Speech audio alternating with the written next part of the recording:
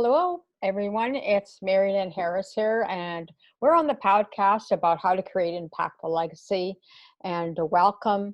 And I have Christy Noel. I hope I pronounced that right.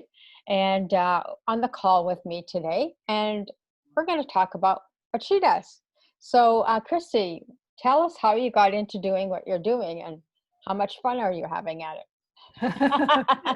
I love the way you asked that question, Mari-Lyn. So I am in charge of the marketing department at a nonprofit fundraising software company. Mm-hmm.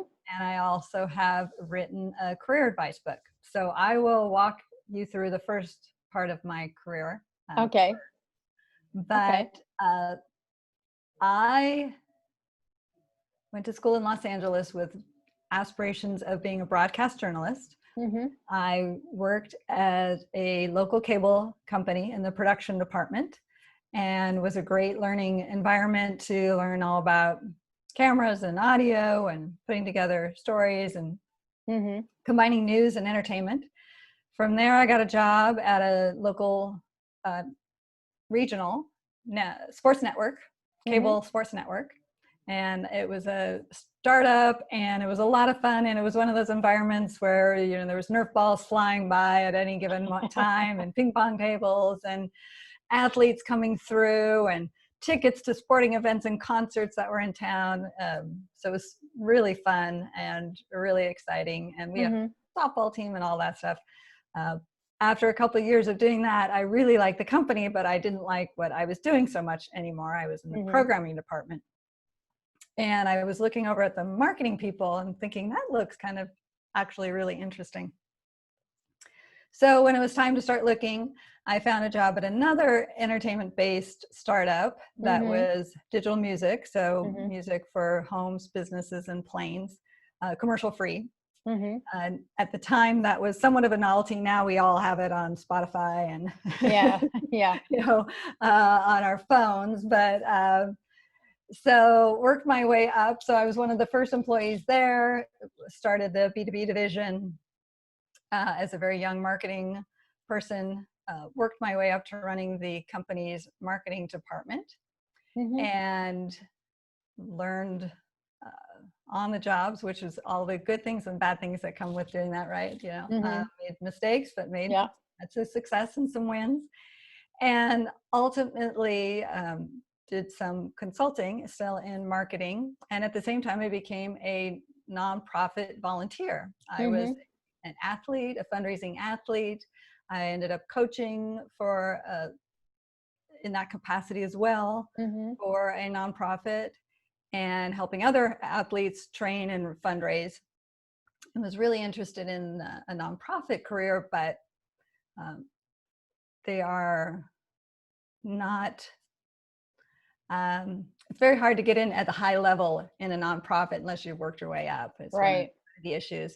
And so I was still in the B2B marketing space and found the job opening of where I am now, Mobile Cause, and basically get to combine my passion of nonprofit fundraising and helping nonprofits achieve their mission and fundraise for it with my marketing skills, actually my production skills. It's kind of funny how careers go full circle, right? Sometimes you have these random jobs and you think, I wonder what part that played in my long-term career. And then all of a sudden you realize, oh, I was in college. I put myself through college through radio production, but then I ended up working for a music company and I ran their entire programming department. So that made sense, So right now that's what I'm doing. I'm marketing and doing digital fundraising services. I oversee both those teams at Mobile Cause, and we are helping nonprofits raise money, set up campaigns and events, and communicate with their donors and help them to achieve their mission. And then on top of that, several years ago, I wanted to write a book, a career advice, business advice book, particularly for women. Because I had worked primarily in a male-oriented field and for men, with a lot of men, and thought I could, as I said, I learned on the job a lot of what I experienced. I thought I could offer some advice to women to either know how to navigate that better or not make some of the mistakes that I made. Mm-hmm. So that was always in the back of my head. And I took some courses on how to write a book and kind of how to get started. And somewhere along the line, I can't even remember the conversation. You'd think this would be one that would stand out. My dad and I started talking, and he had wanted to write a business and career advice book. Right. He was the first one in his family to attend college, Mm-hmm. and had no mentors, which held well into his career, and had to learn, simple things about how do you tip on a business lunch and things like that. And so we joined forces, and we wrote a book together with 25 other contributing authors, right, providing information on how to get a job, what do you do when you get it, how do you manage people, how do you communicate, how do you talk to your boss, how do you work with integrity. And so that book is coming out later this summer. Okay. There's a kind of a short snapshot. Maybe not short enough. Sorry to your listeners. That's all right. It's your call. You can do whatever you want with your 30 minutes. Yeah, because, career is never, or businesses or your life never goes in a straight line necessarily. I mean, some people do, but then they wind after. So it's a winding trail, It's just it really is. And it reminds me of, we've probably all seen that chart. It's been on social media where it's like, this is where you think a project's going to go, or a launch is going to go, and it goes kind of like this. That's kind of how everyone thinks our career. I'm going to start here, and and this, and you're right. It's a zigzag, it's a loop, it's a circle, but it's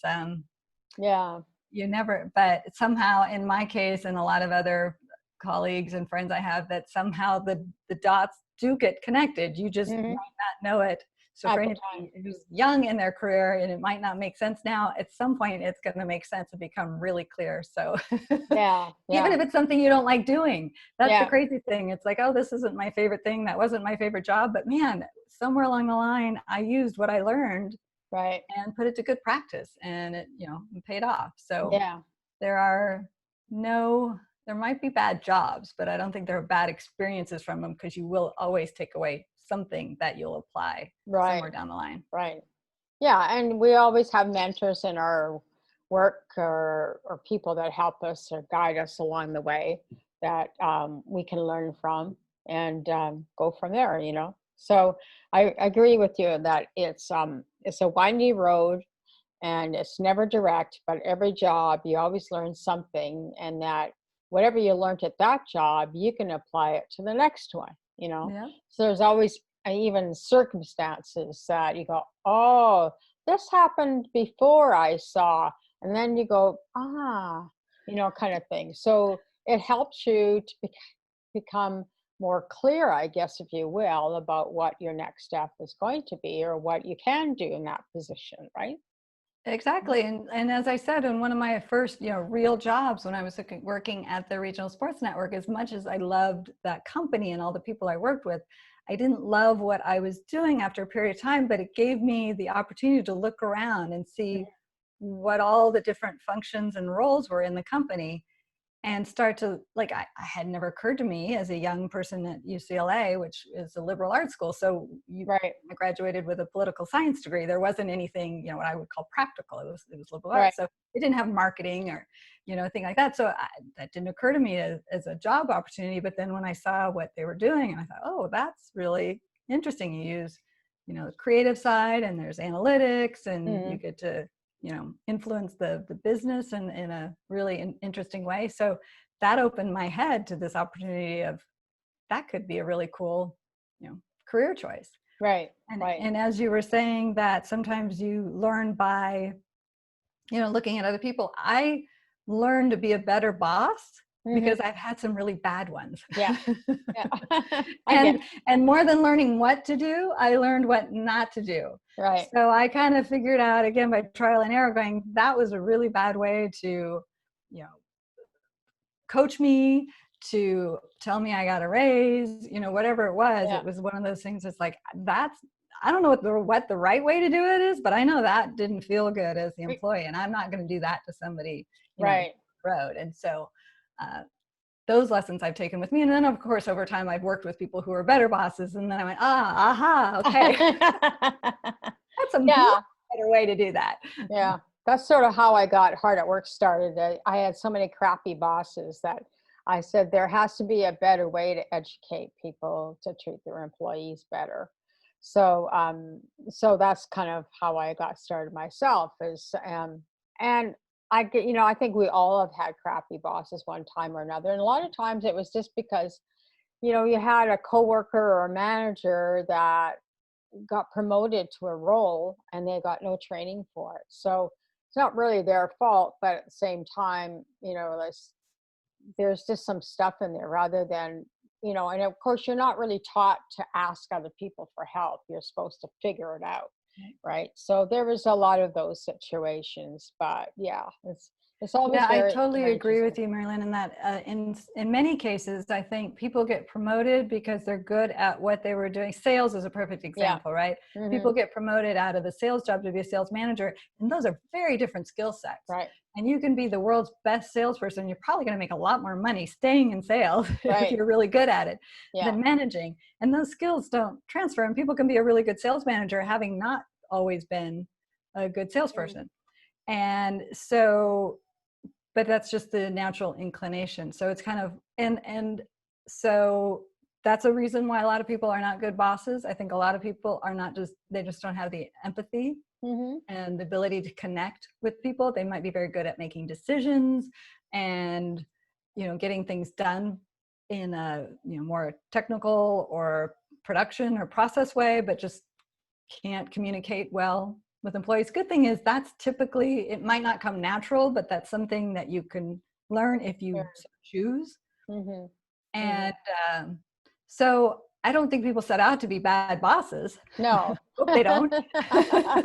But you're right, there's very little training of saying, hey, you're going to be a boss now. Here's who's going to help you. It's just, here's the promotion, here's the role. We assume you're going to excel in it. And that's not, always the case, sadly. And as I said, I know I'm not perfect. I've learned what I've learned by trial and error, watching other people.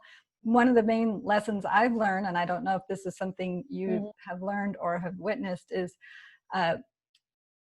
I tried to inflict my style onto everybody that works with me. So I'm usually more of a direct, let's get to the point, let's get the work done, move on to the next thing. And I recognize, especially working with creative types, that they need a lot more interaction, a lot more connection, a lot more small talk. And so now I've had to adapt my style to them. Yeah.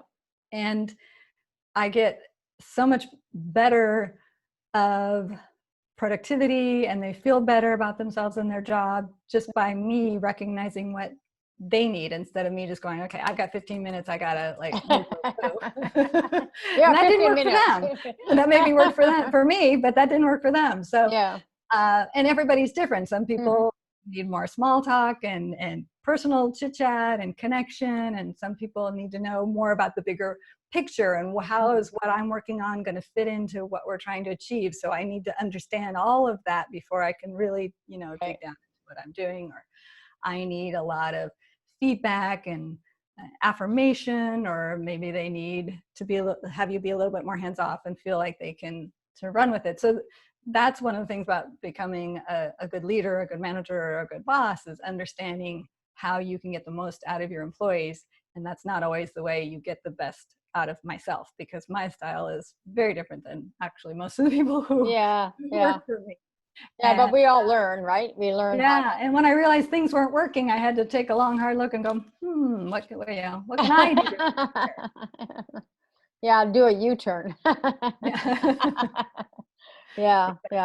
So what do you think some of the biggest challenges that you've run into, or your bosses or other things like that, or jobs that you've had?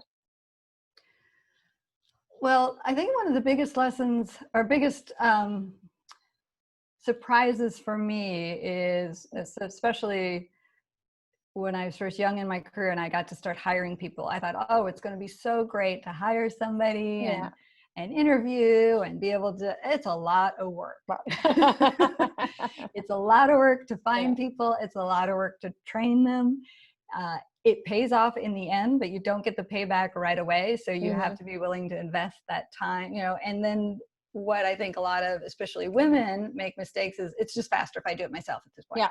Yeah. Yeah. But if you keep doing that, you're never going to be able to get to the point where you're the visionary, where you're doing the things that only you can do. And you do need to train and pass off the things that, yeah, it's going to be faster for me to do right now. But ultimately, when I train somebody to do it, they'll do it as well, if not better and faster. And I can have my time to do these things that truly only I can do. Right. And letting that go and recognizing it. But so, and putting in the time to find the right people, and also recognizing if it's not, and not try to make it work if it's not going to be a fit, cutting the ties. You want to give somebody the chance, but if it's clear early on, I think I've held on to people too long. And because I didn't want to have to go through that process again, or I liked them personally and I wanted it to work out, but it just wasn't there. And so just having to make some of those tough decisions, tough calls, and make them early enough that you can right the wrong that maybe, and again, nobody does unintentionally. And sometimes you think it's going to be a fit and it's not. Sometimes you think you know what the skill set is, and then you get into it and you realize you needed a different skill set than you hired for. Yeah. So do you have some tips then for women managing their career, or things they need to look out for? Or yeah, I would say absolutely. There's some things that one of them I've already touched on is recognizing what only you can do, and then those things that other people can do, whether it's task related or strategic, it doesn't matter. It's I think women, we take on too much. We're great multitaskers by nature, but that doesn't mean we have to do that all the time. Or should we do it? Yeah. Just because we can doesn't mean because we can. You and I talked a little bit offline about to-do lists and priorities, understanding what needs to be done and what will move the needle versus what can be done. I mean, my to-do list is way too long. Yeah. And I never get through it all. So it's understanding what's the most important thing on, this list. And sure, there's a million things that I could be focused on, but are they really going to move the needle? I get that, font just the right size on my website or on my email. Is that going to be as meaningful as if I get the website up and running? Even if it's not perfect, Yeah. Or some, and I think it's really tough for people who, especially if we have any perfectionist tendencies, and it's really easy to get sucked into those weeds, and to let go and say, sometimes good enough is truly good enough. Yeah. And that took me, and I still struggle with that, to be honest. I mean, I know the words and I will share them with anybody on a podcast, but I'm doing them often, it's a little harder sometimes, but it is such good advice. And that's why we all tell ourselves that, right? And getting it done is, well, if not perfect, is better than not having it done. And so sometimes just saying, you know what? Yeah. Done, I can get that moving, and most things you can come back to if you need to. Maybe the website isn't perfect. Yeah, you need to send that email, and maybe this isn't perfect, but maybe by the next time you'll get the formatting right, or whatever it is. Just keep moving. Don't be paralyzed by thinking you need to know everything. Everything has to be perfect. Everything has to be set up before you can take a step forward, because life gets in the way. We'll never take that step forward if we don't at least get going with what we've got. Now, on the other hand, I would say, you have to have at least the bare basics, whatever it is you're planning, but it doesn't have to be perfect. You don't have to have a 30-page business plan necessarily.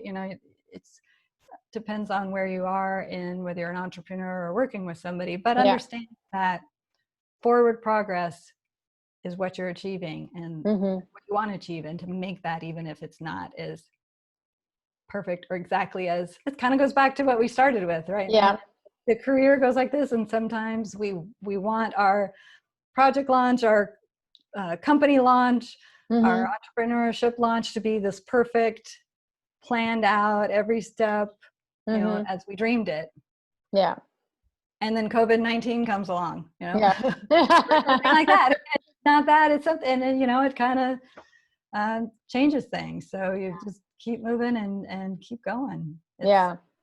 Yeah, I kind of think, like you were saying, is like, you know, a lot of the stuff for entrepreneurship and all that stuff that I learned 20 years ago, it almost doesn't apply anymore.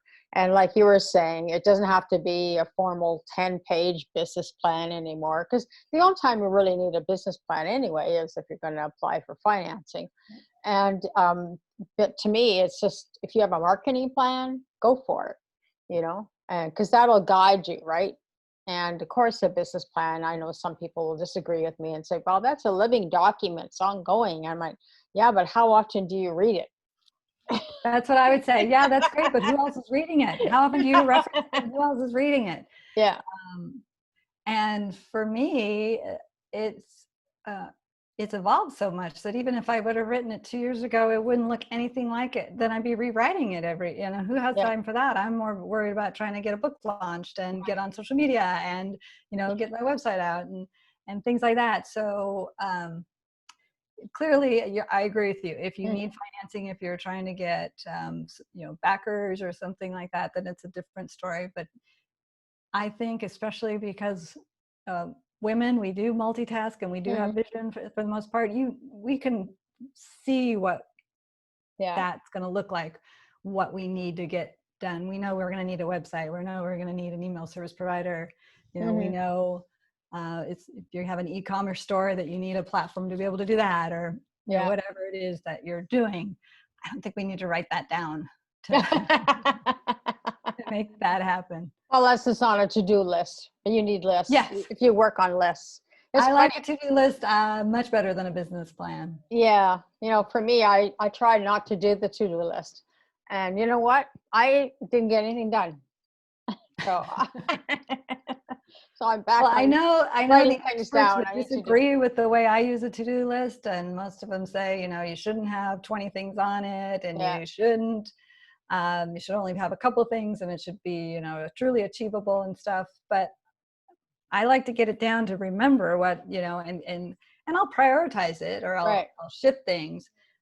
But I don't mind having a long to-do list. Yes, I look at it and sometimes feels overwhelming, but it keeps me focused. And then I know what I need to, you know, get done. And I know what's the thing that at some point I'd like to do, but it's, you know, I'm not starting there. So it doesn't keep me from doing some of the other things that I do. It's mostly to keep me organized and right. So in the right direction, I hope. Yeah. So do you have any tips for women you'd like to share before we end the call? I would say one of the mistakes that I made, especially coming up on the book, and if this would be for anybody who's an entrepreneur, the mistake I made in hindsight, I wish I would have listened to some of the other people, is getting overwhelmed thinking I needed to be on every social media platform. And trying to do all of them and not doing any of them well. And those were the people that are going to be interacting with me, buying my book, you know, is that where they're at? Asking those hard questions, and then really, you know, getting the answers, and then focusing on where my audience is, where they interact on social media, and then how I talk to them. Right. So, yeah, I heard that at the beginning, and I thought, oh no, I can do it. I can do it all well. Yeah. And quite frankly, I'm not on social media personally a whole lot. So I think it's a lot easier for the people who are. And so I was way out of my league, because here I was getting into social media that I wasn't on all the time anyway, then trying to make it work for my business, and trying to do on platforms that I necessarily wasn't on. And so, yeah, I think, and then you know, when you're on social media, you see all these other people doing it really well, and you get sucked in. You think, oh, look how easy that is. I can do that. And come find I can grow, you know, to, you know, Yeah. 100,000 followers, if she can, sure, no problem. Like, Yeah. no, doesn't quite Yeah. work like Yeah. that. So And I think too, it depends which, like you were saying, like where your customers hang out or the people that want to buy your book and stuff, where are they hanging out? Because that's where you want to spend your time, right? To get them to buy your book, not just being on Facebook, for example. Just, well, I mean, you could be on Facebook. I'm not saying you can't be, but just saying maybe your customers aren't really there, you know? yeah, So, exactly. And whether you're working in a corporate environment or for yourself, or you're promoting something or you're selling something, it's understanding where your people are, right. and then do work on a couple of those and do those well before you try to expand. So there's Doing nothing something wrong else. with being on a lot of social media platforms. I'm not saying that, if you Yeah. can do them well. Yeah. If you can't do them well, you're better off doing one or two well. And then once you kind of got a groove there, then expanding out rather than starting off. Right. Because you're not going to get anywhere, even if your people are there, if you're not doing it Right. well. And it's not just throwing up a post and they will come. You know, you have it's social. There's an interaction to it, so you have to be willing to engage, not just broadcast. Right. Right. Yeah. Yeah. I used to say, well, many years ago, and when we were doing social media, it was so new, right? And everybody says, have you heard this one? Have you heard this one? And so I'd be on all of them. And then, you know, as time has gone on, of course, different audiences or different platforms, right? So now I just say, find 3 that you really like and work it, you know, and then that's that. And 3 is plenty. And for those who want to know more about you, will come to you. And for those that aren't interested, that's okay too. Yeah. You're not Yeah. And going fishing, put out the net and see what's going to jump in, you know. yeah, exactly. Exactly. And yeah, social media has changed too, right? So a couple of the platforms that people are on are no longer exist, or they're, you know, no longer used. So it's keeping up with that sometimes, and as things change. And so if you're listening to your people, whoever those people are, that, you know, then it becomes a lot clearer of where you should be. And then it becomes less about you too. I think a lot of people look at, there's so many vanity metrics of followers and how many engagement did you get and this and that. And, you know, at the end of the day, if that's not selling what you're selling, whether it's services or products or, then it doesn't matter. Those are just vanity metrics. And so if you kind of willing to push that aside and focus on where you can actually, you know, have an impact on your business or your services or whatever it is, then you're going to be better off in the long run anyway. Right? Yeah, I guess that's one thing that's always bothered me. People say, yeah, but I have 100,000 followers. So, I mean, how engaged are they? Oh, well, I don't count that. And I said, well, you need to count that, because that'll tell you, you know, if it's really a great platform for you to be at, for them to want to be engaged with you. And it's funny because companies will say, oh, you want to be an influencer? Great. Do you have 100,000 followers? I'm like, no. Well, why not? And I says, you know, because, you know, I want people that I can have a relationship with, or people I can somehow engage with at some level, right? Versus then 100,000 people. I bet you half of them have fallen off already, you know. Well, and you can see that on some of them, if you look at their followers and then you look how many comments or engagement, and you think, how is that even possible that somebody with 100,000 could have 5 likes and 1 share? You know? So yes, there's absolutely no engagement. Yeah. So they're not going to be an influencer for anybody because nobody's paying attention. Right. Yet you could have, you know, a couple hundred followers who will follow your every move and buy whatever you're selling, or, you know, whatever you're recommending, or, you know, want more information, and they're going to love you. So it's that's why I say you don't want to get caught up in the vanity metrics of some of that, because that's really all it is. And you're better off to see what the engagement is, what the, you know, conversion rates are, and all the other metrics that are going to have meaningful input to your business or your company. Right. Well, it's been a great conversation, Christy. I've enjoyed our conversation together thank you. today. I have as well. It It's been was fun. An honor being here. Yeah, it's already like more than half an hour's gone by, so that's cool. So anyway, you have any final things? How people get a hold of you, Christy, if they're interested in what you're doing? Yeah, I appreciate that. So my website's ChristyNoel.com, Mm-hmm.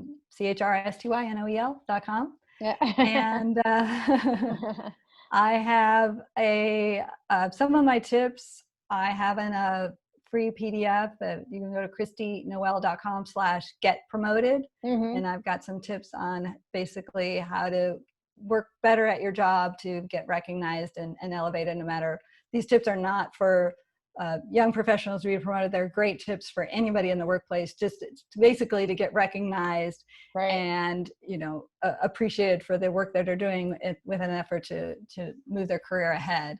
Right. And they don't require an MBA or anything like that. These are just smart ways to be effective in your role and having other people aware of that without having to go around bragging all the time.